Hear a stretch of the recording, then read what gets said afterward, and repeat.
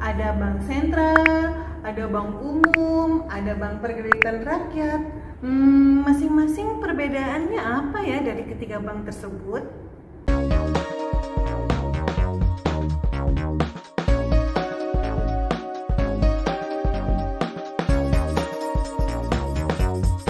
Assalamualaikum warahmatullahi wabarakatuh.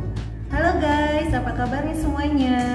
Semoga kita selalu diberi kesehatan dan kesuksesan. Amin. Oke, kali ini bersama Miss Ika, kita akan belajar bersama mata pelajaran Layanan Lembaga dan Keuangan Mikro. Baik, untuk kompetensi dasar yang pertama, 3.1, kita akan belajar tentang menganalisis lembaga keuangan bank.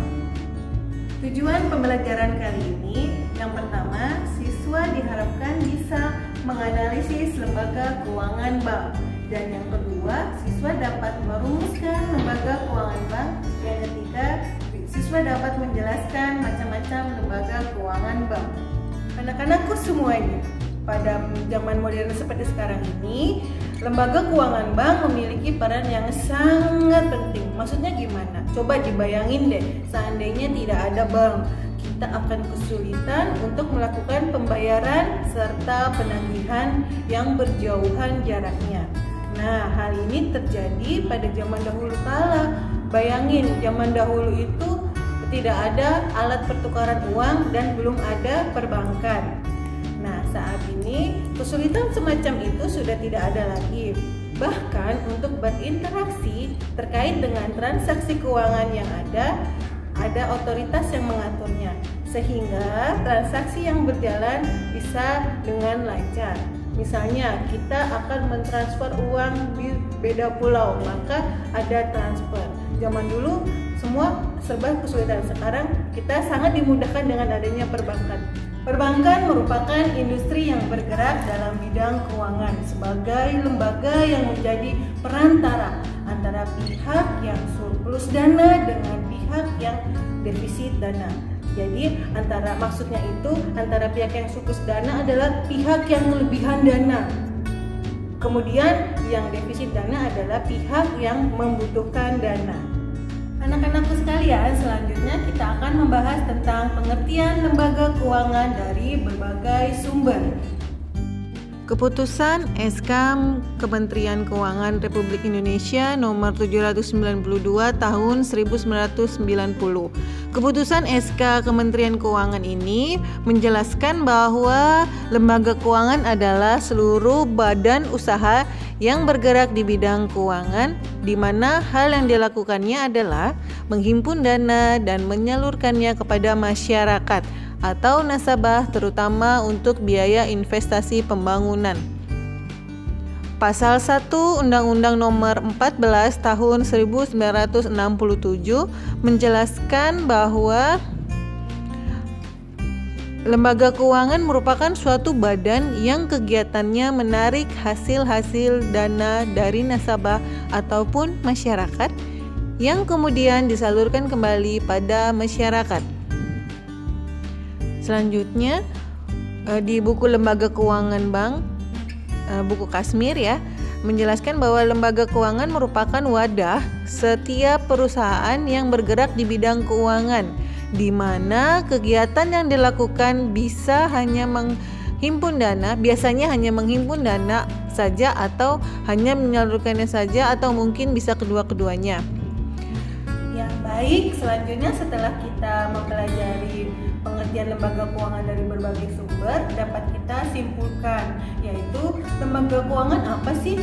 Nah, lembaga keuangan adalah lembaga yang dalam operasi sehari-harinya menjalankan jasa di bidang keuangan, yaitu berupa perantara atau intermediasi dari pihak yang kelebihan dana atau surplus dana dengan pihak yang kekurangan dana atau defisit dana.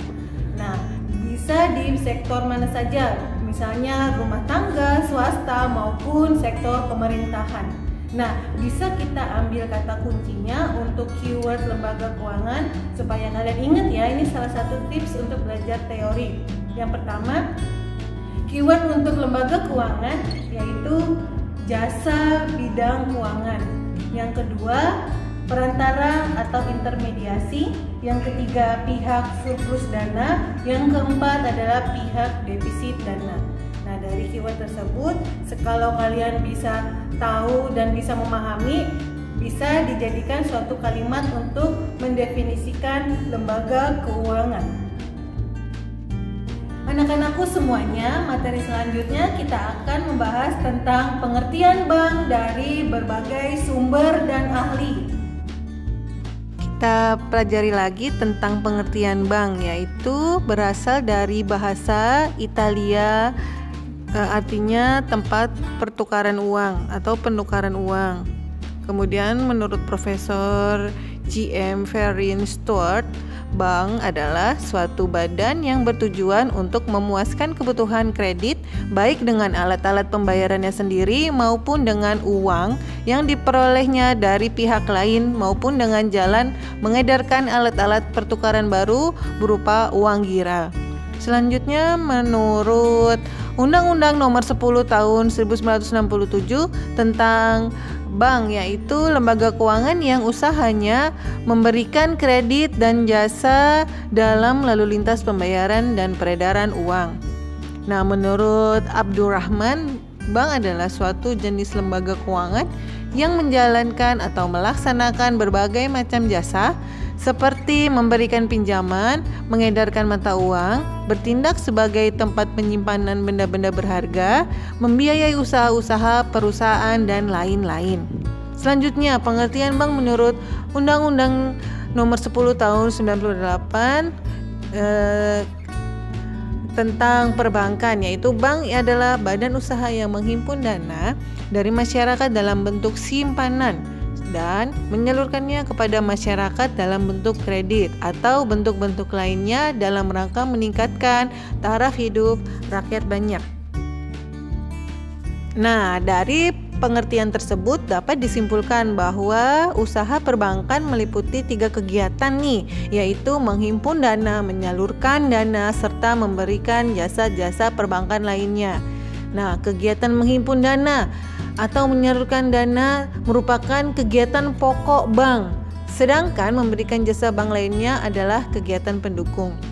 Kegiatan menghimpun dana berupa mengumpulkan dana dari masyarakat dalam bentuk simpanan. Ayo, ada simpanan apa saja? Iya betul, yaitu ada simpanan tabungan, giro, dan deposito. Biasanya sambil diberikan balas jasa yang menarik seperti bunga atau reward. Kegiatan menghimpun dana berupa memberikan pinjaman kepada masyarakat dalam bentuk kredit. Ya, sedangkan jasa-jasa perbankan lainnya diberikan untuk mendukung kelancaran kegiatan utama bank tersebut. Jadi, bank merupakan sarana yang memudahkan aktivitas masyarakat untuk menyimpan uang dalam hal perniagaan maupun untuk investasi masa depan. Yuk, kita ingat-ingat lagi keyword untuk bank. Yang pertama, menghimpun dana. Betul. Yang kedua, menyalurkan dana. Yang ketiga apa? Iya, memberikan jasa-jasa perbankan lainnya. Ya, setelah kita mempelajari pengertian dari lembaga keuangan dan pengertian dari bank, selanjutnya kita akan mengetahui sebenarnya apa sih peran dari lembaga keuangan.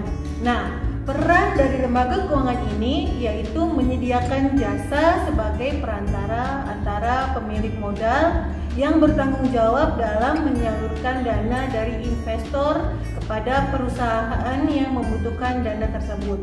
Artinya apa? Artinya kehadiran lembaga keuangan inilah yang akan memfasilitasi arus peredaran uang dalam perekonomian Indonesia khususnya, di mana uang dari individu investor yang dikumpulkan dalam bentuk tabungan dikumpulkan semuanya sehingga para investor ini beralih pada resikonya beralih pada lembaga keuangan yang kemudian dari lembaga keuangan tersebut akan disalurkan dananya untuk pihak-pihak yang membutuhkan atau surplus dana. Ya, anak-anakku semuanya, selanjutnya kita akan mempelajari tentang macam-macam lembaga keuangan bank. Ya, menjawab pertanyaan yang di awal video tentang adanya bank sentral, bank umum, dan bank BPR. Nah, kita akan mempelajari masing-masing perbedaan dari bank tersebut. Yang pertama ada bank sentral. Bank sentral di Indonesia dilaksanakan oleh Bank Indonesia dan memegang fungsi sebagai bank sirkulasi, bankers bank, dan leader of the last resort. Biasanya pelayanan yang diberikan oleh Bank Indonesia lebih banyak kepada pihak-pihak pemerintah dan dunia perbankan. Dengan kata lain, nasabah dari Bank Indonesia adalah lebih dari kepada lembaga perbankan, bukan ke nasabah secara langsung. Nah, tujuan utama Bank Indonesia adalah sebagai bank sentral, yaitu mencapai dan memelihara kestabilan nilai tukar rupiah. Untuk mencapai tujuan tersebut, Bank Sentral memiliki tujuan menetapkan serta melaksanakan kebijakan moneter, mengatur dan menjaga kestabilan sistem devisa, serta mengatur dan mengawasi bank. Bank umum. Bank umum merupakan bank yang bertugas melayani seluruh jasa-jasa perbankan dan melayani segenap lapisan masyarakat, baik masyarakat perorangan maupun lembaga-lembaga lainnya. Bank umum juga dikenal dengan nama bank komersil dan dikelompokkan ke dalam dua jenis, yaitu bank umum devisa yang melaksanakan jasa berhubungan dengan seluruh mata uang asing, dan ada lagi bank non devisa, artinya dia tidak melaksanakan jasa yang berhubungan dengan mata uang asing. Ya, selanjutnya ada bank perkreditan rakyat atau disingkat dengan BPR. BPR merupakan bank yang khusus melayani masyarakat kecil dan pedesaan. Bank perkreditan rakyat awalnya berasal dari bank desa, lumbung desa, bank pegawai, dan bank lainnya yang kemudian dilebur menjadi bank perkreditan rakyat. Jenis produk yang ditawarkan relatif sempit jika dibandingkan dengan bank umum. Bahkan ada beberapa jenis bank yang tidak boleh diselenggarakan oleh bank perkreditan rakyat, seperti pembukaan rekening dan ikut clearing. Demikian pembelajaran kita hari ini. Kita sudah belajar dan memahami bersama tentang lembaga keuangan bank. Selanjutnya, semoga kalian bisa terus memahaminya dan berguna untuk kita semuanya. Tetap semangat, tetap sehat di masa pandemi ini. SMK bisa, SMK hebat. Kita akhiri. Wassalamualaikum warahmatullahi wabarakatuh.